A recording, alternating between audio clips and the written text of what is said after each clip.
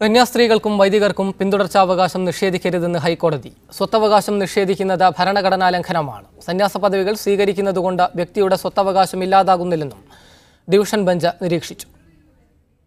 സന്യാസ പദവികൾ സ്വീകരിക്കുന്ന വ്യക്തികൾക്ക് പിന്തുടർച്ചാവകാശം നിഷേധിക്കുന്നത് ഭരണഘടനയുടെ ആർട്ടിക്കിൾ 300A ലംഘനമാണെന്ന് കോടതി വ്യക്തമാക്കി.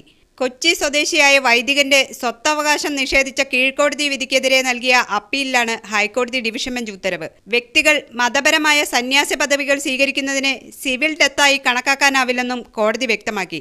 സന്യാസവും പൗരോഹിത്യവും സ്വീകരിച്ചതുകൊണ്ട് വ്യക്തിയുടെ അവകാശങ്ങളെ ഹനിക്കാനാവില്ല. സന്യാസി പദവി വഹിക്കുന്നതോടൊപ്പം തൊഴിൽ ചെയ്യുന്നതിനും സമ്പാദിക്കുന്നതിനും വിലക്കില്ലാതിരിക്കെ പിന്തുടർച്ചാവകാശം നിഷേധിക്കുന്നത് അംഗീകരിക്കാനാവില്ല.